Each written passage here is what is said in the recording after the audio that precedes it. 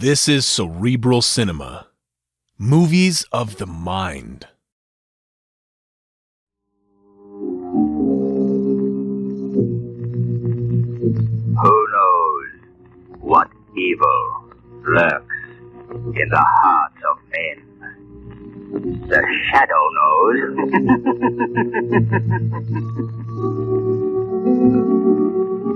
Your local blue coal dealer presents The Shadow. These half-hour dramatizations are designed to forcibly demonstrate to old and young alike that crime does not pay. Before the final broadcast of this Shadow series begins, keep this fact in mind, homeowners. One way to be sure of maintaining steady, even temperatures throughout your home during these changeable days and nights of March and April weather is by burning blue coal. Blue coal is America's finest anthracite. It gives perfect, dependable warmth and stops overheating or quick chilling of rooms. Remember the name Blue Coal for better heat with less furnace attention in all kinds of weather. And be sure to hold on at the close of today's Shadow story, for we have an unusual treat in store for you. The Shadow, mysterious character who aids those in distress and helps the forces of law and order, is in reality Lamont Cranston, wealthy young man about town. Cranston's friend and companion, the lovely Margot Lane, is the only person who knows to whom the unseen voice belongs. Today's story, Can the Dead Talk?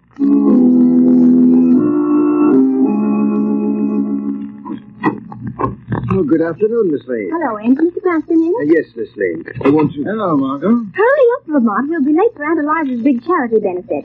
She's been working on it for the last 6 months. Now, come on. No, all right. Can you get my coat, Ames, please? Yes. Honestly, Lamont, you're acting like a little boy who doesn't want to go to dancing school. You'll probably enjoy it. This man Voltaire is supposed to be very good. Margot, I don't like mind readers. He isn't a mind reader. He calls himself a mentalist. Now, it means the same thing to me. Well, I understand he's fascinating. When he's not performing on the stage, he goes around exploding the myths of haunted houses and things like that. He doesn't believe in ghosts. Oh, my... Your coat, sir. My coat? Oh, yes. Thanks. Listen, Margot, I've got to be back at 6 o'clock. There's a polo match at the Armory tonight. Yes, I know. I've got a front row seat. And you needn't act like such a martyr. If I can spend the evening watching you trying to break your silly neck playing croquet on horseback, it won't hurt you to go with me this afternoon and have your mind improved. Deliver me from a logical woman. Very well. Lead on, Macduff.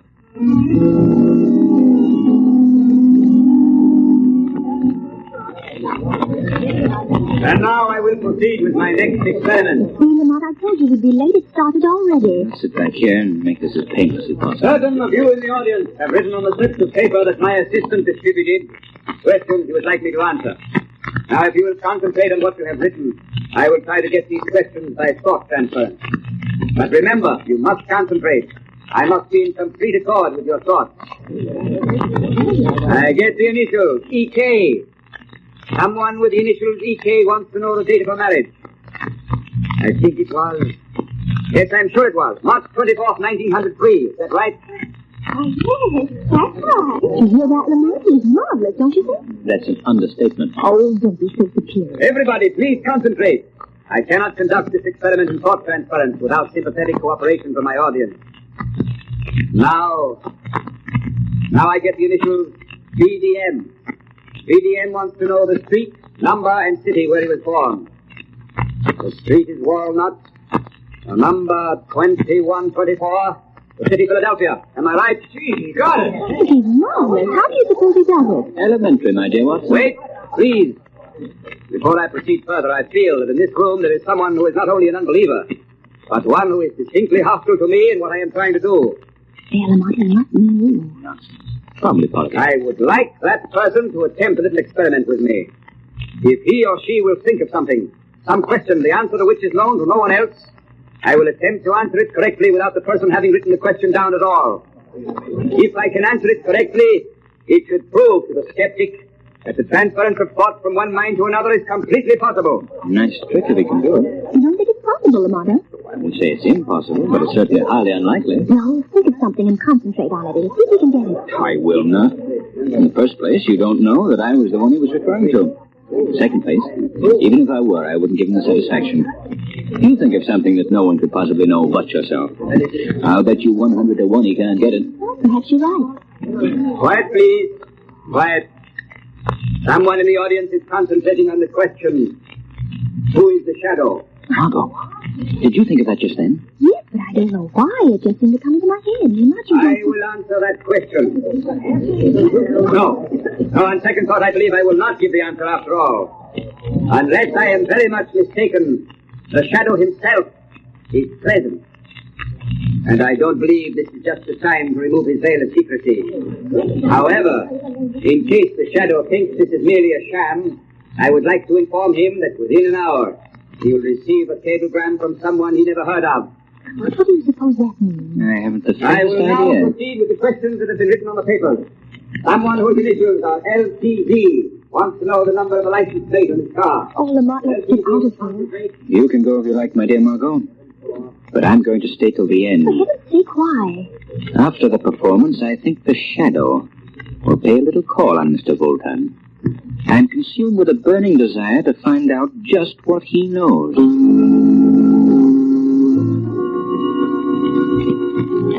Close the door, Emil. I wish to dress. Yes, master. Remove my boots. Yes, master. Hey, careful, you clumsy fool. What's the matter with you? I'm sorry. Imbecile, go. Leave me alone. Yes, master. I will. Well, what's the matter?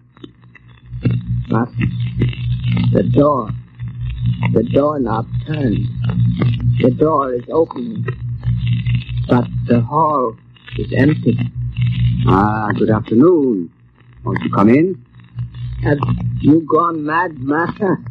There is no one here. You are wrong, Emil. There is someone here. But I see no one. Of course not. You may leave us alone, Emil. Yes, master. Well, Shadow. Well, Voltan, Sit down, won't you? unfortunately I can't stay. I have an engagement. Really? Perhaps your engagement is with that well-known clubman, Mr. Lamont Cranston. Is Lamont Cranston a friend of yours? No, matter of fact, we just now met. Interesting. True. Why beat about the bush, Shadow? I know perfectly well that you're Lamont Cranston. Are you sure you haven't got me confused with someone else? Quite. Of course, at the moment, I admit I'm unable to see you, owing to a trick of visual hypnotics, which it is hardly worth my while to come back. However, your charming companion this afternoon, Miss Lane, wasn't it? Let her mind dwell on the subject quite intensely. Her thought waves were unmistakable. On second thought, I find I can spare you a few minutes, Voltan. Good. My respect for your powers is increasing momentarily. Well, now that you know, what are you going to do about it? I haven't decided yet. Remember, I and I alone know that Lamont Cranston and the Shadow are one and the same, with the exception of your friend Margot Lane. Of course, you realize how much your life would be worth if the underworld should ever learn that you are the Shadow. I have a rough idea. Yes, that would be a pity. To terminate so unceremoniously the brilliant capabilities of one who, as the Shadow, is known and feared throughout the world. Just what are you getting at? Let me tell you a little story, my friend. Did you ever hear of Anton Proskovai? Anton Proskovai? The famous anarchist who at one time or another was kicked out of every country in Europe? That's the man. Well, the last I heard of him was some 10 years ago, when he was sent into exile. He's supposed to have died there. Anton Proskovai didn't die in exile. He escaped. But he dropped out of sight for 10 years because he was making the study of that least understood attribute of mankind, the human mind. You mean you? Yes, I am Anton Proskovai. You, Anton Proskovai? The man without a country? I do not need a country. What do you mean? Shadow, when I started my studies of the brain, I quickly found that people mentally are like sheep. They can be influenced, swayed in any direction by a mentality stronger and superior than their own. Of course. That's nothing particularly new. Wait. After I had made my escape for years, I wandered, living in ditches, eating in pigsties, hounded from country to country by government agents. But all the time, I was collecting subjects. Subjects? Yes, Shadow. Among the submerged, ill-used, half-starved rabble of every nation, there are potential leaders. Leaders who, given the opportunity, could be the dictators of tomorrow. Go on. These men I know. I know them so intimately that from wherever I am, I can control their minds. You saw Emil, my servant. He is completely subjugated to my will. But that's hypnotism. Relatively simple. Not at all. It is not hypnotism.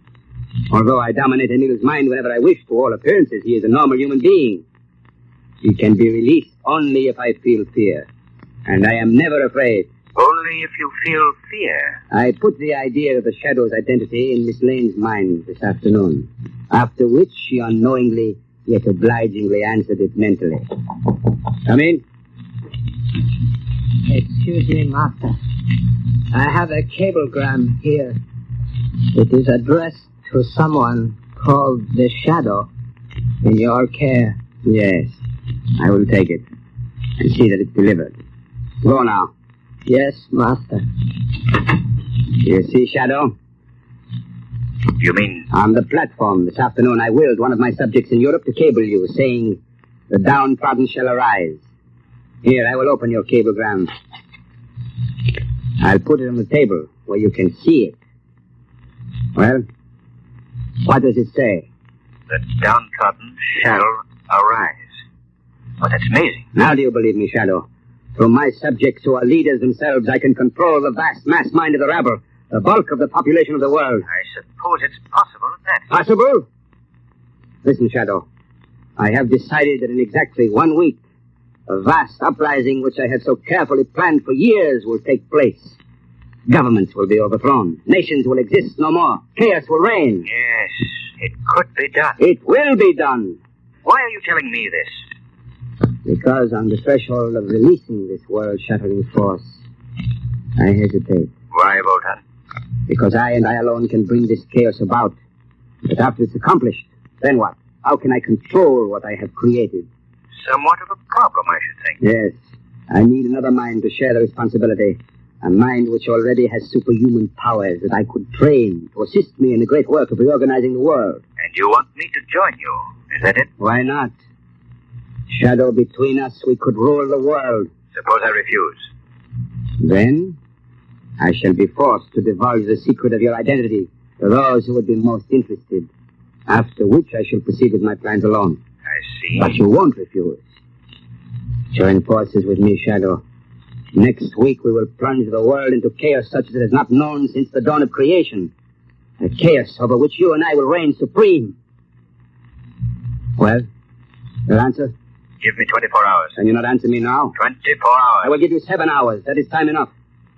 Come to me at midnight tonight. Where will I find you? You know the old Murray mansion in the slums over by the river? Of course. It's been boarded up for years. Supposed to be haunted, I believe. Haunted? Yes. That's why I use it for my headquarters. A reputation for ghosts is very convenient for keeping away prying eyes. I will be waiting there for you tonight at midnight. And I advise you to come alone.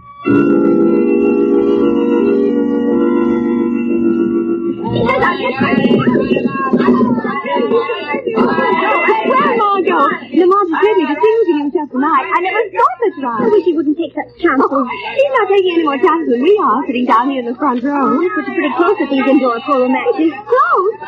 Honestly, Margot, any minute I can make myself and find a horse sitting in my lap. Oh, my God. There goes Lamont again. He's got the ball. No, the batsman is running him off. Oh, Evelyn, what's happening? No.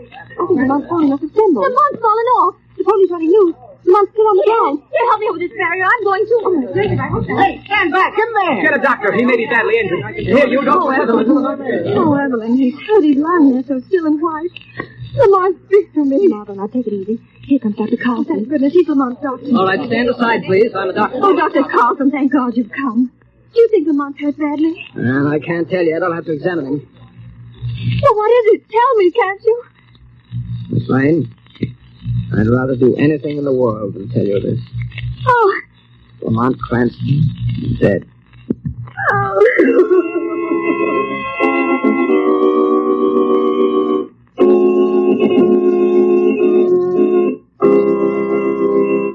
Act 2 of today's story commences in just a moment. But first, here's advice homeowners everywhere will certainly profit by following. Your nearest blue coal dealer has a real bargain for you. It's the John Barclay Summer Conditioning Service, a thorough cleaning and checkup job that'll put your heating plant in perfect shape for next fall and save you money on your fuel bill. This summer conditioning service includes cleaning all inside and outside surfaces, cleaning and reassembling the smoke pipe, and sealing all openings at joints where the pipe joins the chimney. This service also includes a thorough check of all dampers, valves, pipes, and grates, plus the painting of all doors and surfaces. In fact, it gives you over 10 vital money-saving jobs that will improve the efficiency of your furnace, all for the price of one. It's worth $12 and a half. It'll only cost approximately $5 for the average size home. So next month, or whenever you decide to let your furnace fire go out, get in touch with your nearest Blue Coal dealer. Let him give your home heating plant, whether it's steam, warm air, or hot water, a thorough summer conditioning. You'll save time, trouble, and money in the long run.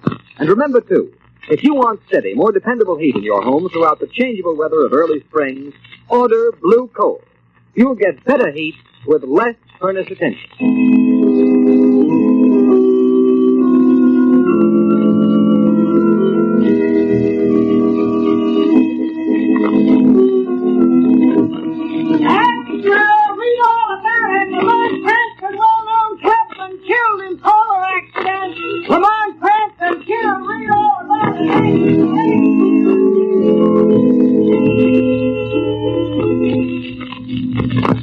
Now that everybody's gone, don't you think you better go home yourself and rest? Rest? How can I rest?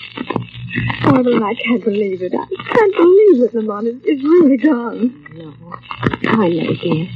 Now, come on, Margot. I'll take you home. Oh, but there's somebody in the hall. Evelyn, don't let them come in here. I can't face any more people. Probably ain't. Come here, Margot, in this alcove. Nobody will notice you. Okay, I can't stand that. This way, sir. Mr. Cranston's death was a terrible shock to me. Are you an old friend of Mr. Cranston, sir? I don't seem to remember. Well, not exactly an old friend, considering the length of our acquaintance. Fairly intimate one. Yes, sir. If you will just step in here, sir, you may view that... Evelyn, that man. Who was it? No one I ever saw before. His name's Voltaire. He's a mind reader. He gave a performance this afternoon at Aunt Eliza's charity benefit. It was strange looking. But you know, Lamont did have some weird friends. He wasn't a friend of your mine. I mean, I don't think he was. I wonder just... Very sad to see a man cut down his crime. I beg your pardon. Miss Lane, isn't it? Why, yes. I thought so. May I tender my sympathy, Miss Lane? Thank you. I know how you must feel. Great pity. Hanson had a future. Possibly a greater future than even you suspect. Well, what's done is done. I must be going now. I beg pardon, sir. I can find my way out. Oh, now, Margot, darling. Will you please let me take you home? Ames will take care of everything here, won't you, Ames? Yes, miss. I'll get your things. All right, Evelyn. I suppose there's nothing more I can do tonight.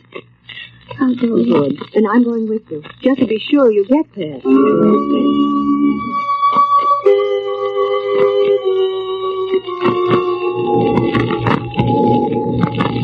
It's almost midnight, Emil. You may leave me now. Master, are you sure you would rather not have me to stay here? Stay? No, you fool. Why should you stay? I do not know.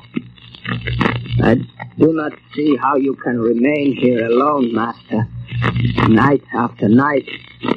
There is something about this old ruined house. It is evil. Nonsense. What's evil about it? In the neighborhood, they say it is haunted. They say the ghost... Talk, that is all. There's no such thing as a ghost. To the trained mind, a ghost is an impossibility. Therefore, it does not exist. You understand? Yes, Master. I shall be quite all right. What's that? Just a loose shutter in the wind. Master is worried? I have never seen you so before. I've had rather an upsetting occurrence tonight. I must think things out. Go, Emil. Yes, Master. The usual time in the morning? Of course. Now go. Yes, Master. Yes, I go. Fool. Emil is an idiot, trying to frighten me with this old woman's tale about ghosts. Ghosts do not frighten me. Nothing frightens me. If I knew fear, I couldn't hope to control the world. So now Lamont Cranston is dead. I must proceed alone. But I must hurry before anything else goes wrong. I will not wait a week. Tomorrow I shall call upon my subjects to arise and kill. Tomorrow. It's a pity the shadow is gone. He would have enjoyed it. I could have taught him so many things. What a magnificent conception. The shadow.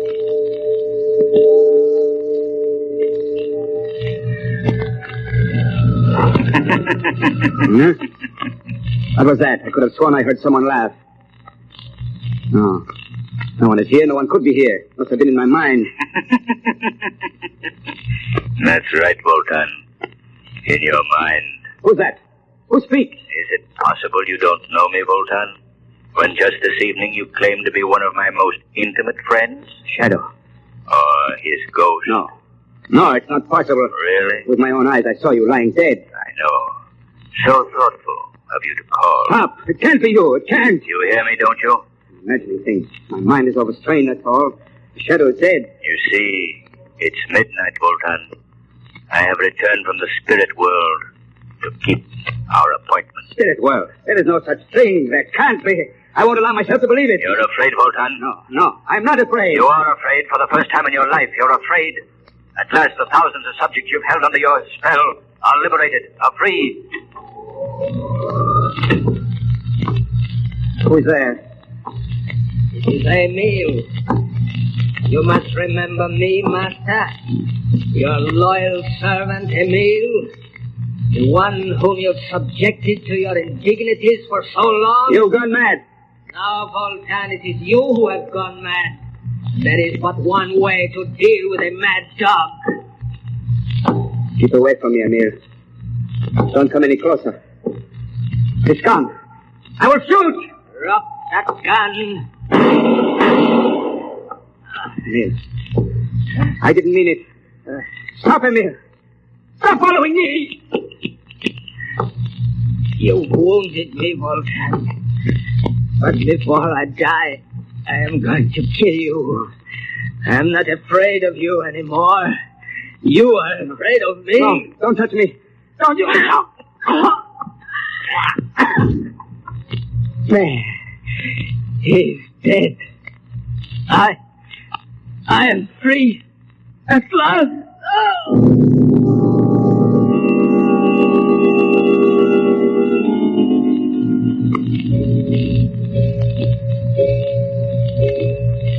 4 o'clock. It'll be dawn soon, Margot. I'm all right now, Evelyn. Why don't you go home yourself? You don't need to stay with me anymore. Well, if you're sure you're all right. Oh, of course I'm all right. I'll take a sedative and go to bed. Good, and get some rest. I could use some rest myself. You could. Well, if you want anything, don't hesitate to call me, Margot. If I don't hear from you, I'll drop over in the afternoon. All right, and thanks, Evelyn, for sticking by me. You've been a great help. Oh, nonsense. Get some sleep, dear. I thought you'd never go. Oh, Margot, don't you know me?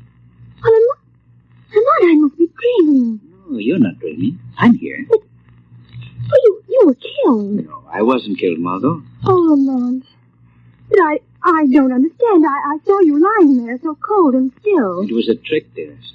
A matter of suspended animation. I wasn't even hurt. Well, then how... It's quite a common trick in India, and it's been done in this country on several occasions. I've never had need to use it before. Voltan forced me to. Well, how did it work? Well, I can best explain it by saying I threw myself into a cataleptic trance. My heart stopped. Everything stopped for a short time. I had even fooled Dr. Carlson. It'll be an awful shock to him when he sees me alive and well. You mean you did it on purpose? Of course, I had to. And you didn't tell me? I could tell no one, Margot. Oh, Lamont, how could you? I know what a shock it must have been for you, darling, but believe me, there was no other way.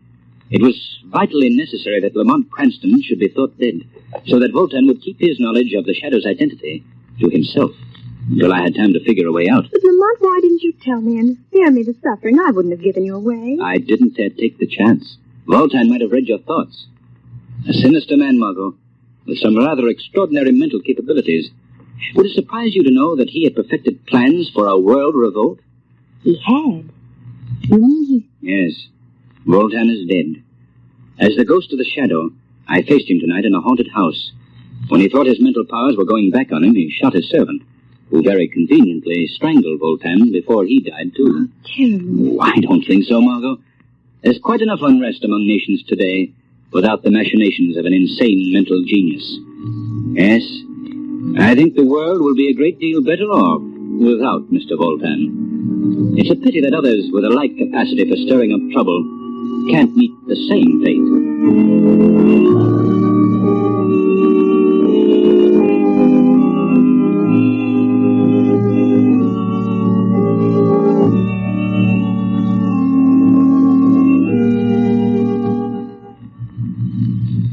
And now, friends, we have a real treat in store for you. I want you to meet two grand actors. Our stars, Margot Lane, who in reality is the charming Agnes Moorehead, and Lamont Cranston, who is known in real life as Bill Johnstone. Thanks, Ken. Well, Margot, I should say Agnes, I know you'll agree with me that it's been a great privilege for you and me to have played the roles of Margot Lane and the Shadow for the past 6 months. Yes, it has, Bill, and it's been a lot of fun besides. I can't begin to tell you how much I've appreciated being with the Shadow during his exciting adventures. And I know that we appreciate the generous cooperation we've received from our sponsors, the Blue Coal Dealers, in teaching young and old alike that crime doesn't pay. If we succeeded in driving home that moral, then we'll have accomplished our purpose. As Ken Roberts has told you, ladies and gentlemen, this is our final broadcast of the winter season. But we sincerely hope to be back with another series in the fall. Whether or not the Shadow program returns is up to you, our listeners.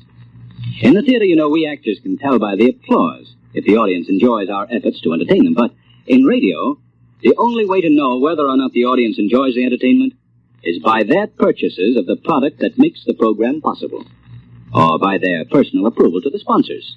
So, friends, if you've liked this Shadow series and want to hear the show again next fall, won't you phone or write your nearest Blue Coal dealer and let him know? Your purchases of Blue Coal and your phone calls to the Blue Coal dealers will indicate to them whether or not they should bring you the Shadow program again in September. And now, on behalf of our entire cast, hearty thanks to you again for your loyalty to our show and your support of Blue Coal. Goodbye, Bill and Agnes. We hope you'll be back again in the fall. And friends, remember that you can continue to thrill to the adventures of the Shadow during the summer months by getting the Shadow magazine at your local newsstand. This is Ken Roberts saying goodbye for Blue Coal. Cerebral Cinema hopes you have enjoyed this movie of the mind.